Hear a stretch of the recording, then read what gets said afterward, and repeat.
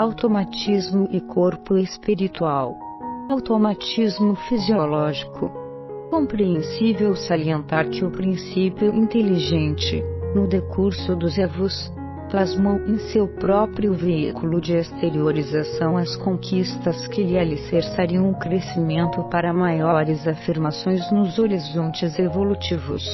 dominando as células vivas, de natureza física e espiritual, como que empalmando-as a seu próprio serviço, de modo a senhorear possibilidades mais amplas de expansão e progresso. Sofre no plano terrestre e no plano extraterrestre as profundas experiências que lhe facultarão, no bojo do tempo, o automatismo fisiológico, pelo qual, sem qualquer obstáculo, executa todos os atos primários de manutenção, preservação e renovação da própria vida. Atividades reflexas do inconsciente. Sabemos que, em nos propondo aprender a ler e escrever, antes de tudo nos consagramos à empresa difícil de assimilação do alfabeto e da escrita, consumindo energia cerebral e coordenando o movimento dos olhos, dos lábios e das mãos, em múltiplas fases de atenção e trabalho, de maneira a superar nossas próprias inibições, para, depois, conseguirmos ler e escrever mecanicamente, sem qualquer esforço, a não ser aquele que se refere à absorção, comunicação ou materialização do pensamento lido ou escrito, porquanto a leitura e a grafia ter são tornado automáticas na esfera de nossa atividade mental. Essa base de incessante repetição dos atos indispensáveis ao seu próprio desenvolvimento, vestindo-se de matéria densa no plano físico e desnudando-se dela no fenômeno da morte, para revestir-se de matéria sutil no plano extrafísico e renascer de novo na crosta da Terra, em inumeráveis estações de aprendizado, é que o princípio espiritual incorporou todos os cabedais da inteligência que lhe brilhariam no cérebro do futuro, pelas chamadas atividades reflexas do inconsciente. Teoria de Descartes. Atento a isso e espantado diante do gigantesco patrimônio da mente humana é que Descartes, no século XVII, indagando de si mesmo sobre a complexidade dos nervos, formulou a teoria dos espíritos animais que estariam encerrados no cérebro, perpassando nas redes nervosas para atender aos movimentos da respiração, dos humores e da defesa orgânica, sem participação consciente da vontade, chegando o filósofo a asseverar que esses espíritos se conjugavam necessariamente refletidos, aplicando semelhante regra notadamente aos animais que ele classificava por máquinas desprovidas de pensamento. Descartes não logrou apreender toda a amplitude dos caminhos que se discerram a evolução na esteira dos séculos, mas abordou a verdade do ato reflexo que obedece ao influxo nervoso, no automatismo em que a alma evolui para mais altos planos de consciência, através do nascimento, morte, experiência e renascimento na vida física e extrafísica, em avanço inevitável para a vida superior. Automatismo e herança.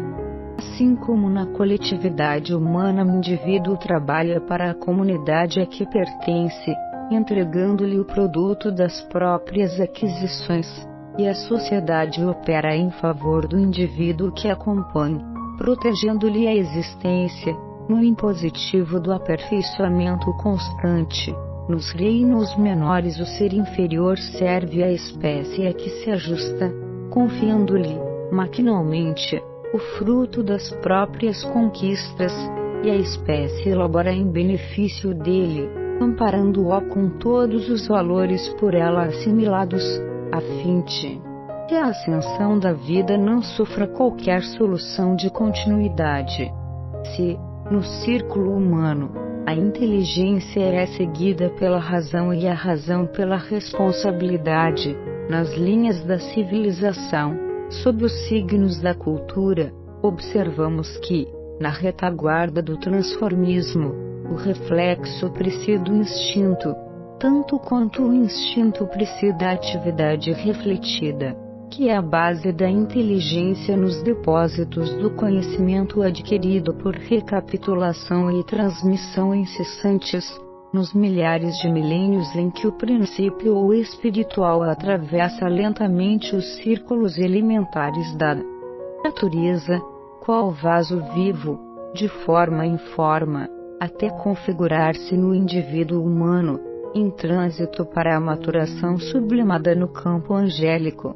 Desse modo, em qualquer estudo acerca do corpo espiritual, não podemos esquecer a função preponderante do automatismo e da herança na formação da individualidade responsável, para compreendermos a inexequibilidade de qualquer separação entre a fisiologia e a psicologia, porquanto ao longo da atração no mineral, da sensação no vegetal e do instinto no animal, vemos a crisálida de consciência construindo as suas faculdades de organização, sensibilidade e inteligência, transformando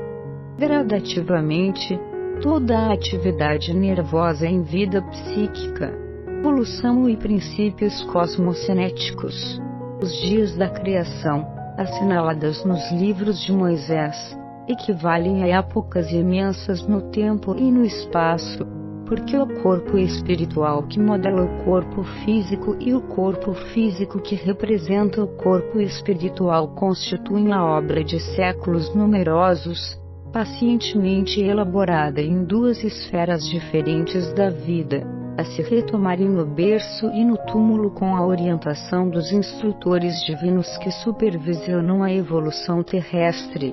Com semelhante enunciado não diligenciamos, de modo algum, explicar a gênese do espírito, porque isso, por enquanto, implicaria a arrogante e pretensiosa definição do próprio Deus. Propomos-nos simplesmente salientar que a lei da evolução prevalece para todos os seres do universo, tanto quanto os princípios cosmocinéticos, que determinam o equilíbrio dos astros, são, na origem, os mesmos que regulam a vida orgânica, na estrutura e movimento dos átomos. O veículo do espírito, além do sepulcro, no plano extrafísico ou quando reconstituído no berço, é a soma de experiências infinitamente repetidas, avançando vagarosamente da obscuridade para a luz. Nele, situamos a individualidade espiritual, que se vale das vidas menores para afirmar-se,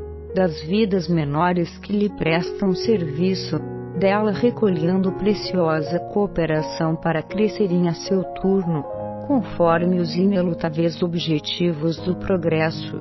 Gênese dos órgãos psicossomáticos. Todos os órgãos do corpo espiritual e, consequentemente, do corpo físico foram, portanto, construídos com lentidão, atendendo-se à necessidade do campo mental em seu condicionamento e exteriorização no meio terrestre.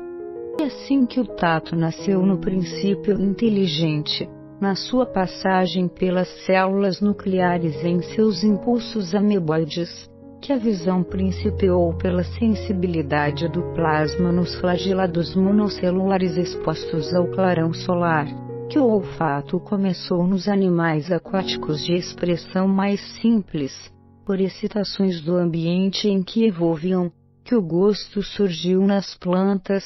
muitas delas armadas de pelos viscosos destilando sucos digestivos, e que as primeiras sensações do sexo apareceram com algas marinhas providas não só de células masculinas e femininas que nadam, atraídas uma para as outras, mas também de um esboço de epiderme sensível, que podemos definir como região secundária de simpatias genésicas. Trabalho da inteligência. Examinando, pois,